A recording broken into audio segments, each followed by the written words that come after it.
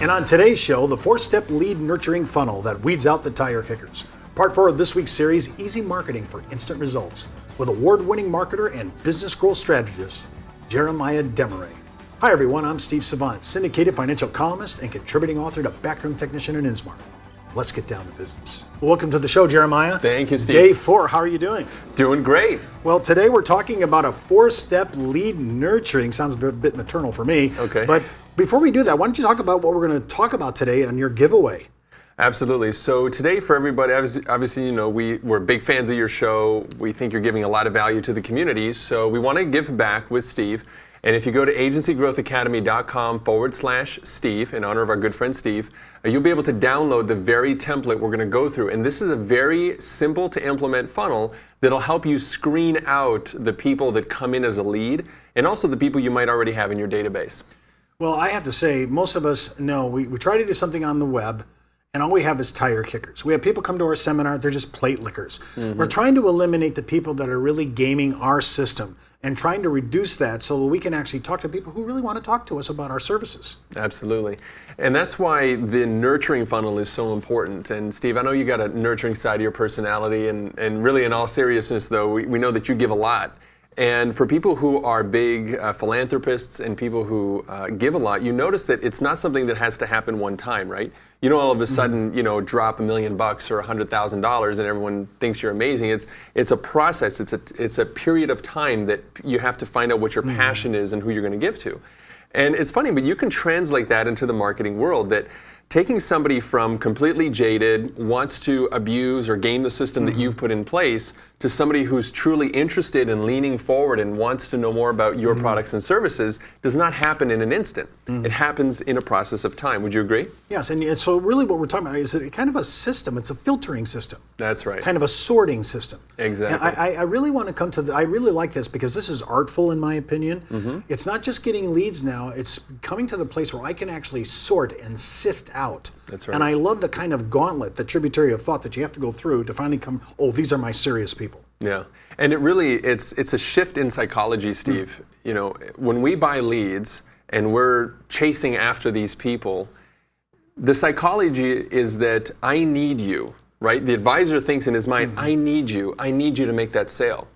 But the change in psychology that happens in a nurturing funnel is that I don't need you, that I have the gold. You're out there suffering with the poor retirement plan, the 401k that's not performing, and I've got things like index life annuities, and I've got products and services that would put you in a much better place. I don't need you, you're the one who needs me. And we don't say that in an arrogant way. We say that in a very supportive and an educational way. But when you change the tables, you'll see that the quality of conversations that you have are much higher. You stop wasting time with people who are wasting your time, and you deal with a higher level clientele because, Steve, it's the old marketing analogy, the psychological analogy. What happens if all of a sudden I tell you, let's say this keyboard is here in front of us, and I say, Steve, you cannot have this keyboard. What goes on in your mind? Why? Yeah, why? And then all of a sudden there's some value associated to it, right? You'll want this keyboard, right? But if it's there and I say, Steve, this keyboard and this mouse come free, you're like, okay, it's not really worth anything, right? So that's how we want to position you as an advisor, is we want to position you as the authority, and the nurturing process will help to qualify folks so that if they're not the right kind of person to talk to, guess what? The process takes that out of the way and does it on the front end. And by the way, it does it automatically. So you don't have to spend your time in the phone, or you don't have to spend the time in front of the person. Well, there's the beauty and probably sometimes the unintended consequences of being online, because online is really the law of large numbers. It really is. But with the law of large numbers comes the people that really are just gaming the system, and these are people I want to pre-qualify. So I love this idea. When we come back from the break, I want to have Jeremiah walk us through. We're going to go to the board, let him draw a little bit, and walk us through the 4-step process to really get down to the people that we really want to talk to. It's not how much money you make for your clients, it's how much money they get to keep, especially in retirement. But retirement income could cause Social Security benefits to be taxed. One tax advantage alternative is life insurance designed as a non-modified endowment contract that can generate tax-free income without taxing Social Security benefits. These contracts offer differing funding options depending upon your client's risk tolerance. For more information on how life insurance can be part of your retirement planning, just email me at steve@downtobusiness.tv. Brought to you by Ash Brokerage, the practice enhancement company. Well, welcome back to the second segment. As you can see, we're ready to do our blackboard, or as we call our Mondo pad, examples and displays. Jeremiah, walk us through this, because I love the idea of getting people to come in and talk as clients, but I want to sort through, and I want to have a kind of a mechanism that'll actually sift through the people that are really interested in what I have. Yeah, absolutely. And what's great about a lot of the tools that are online right now is most of them cost almost nothing to do, and there's a ton of people to help you build what we're about to show you right now.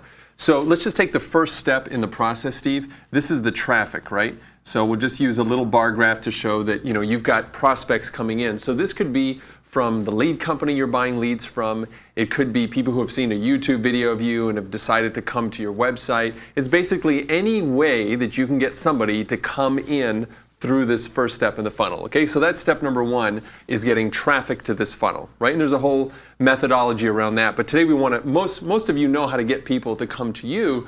The trick is, how do you get to qualify them, right? Okay, here's the first thing you do. The first thing you do is you want to give away something of high value. Something that will allow me to take the next step in my evaluation process of either an investment product, a life insurance product, an annuity product, a retirement product, whatever it is that you're selling.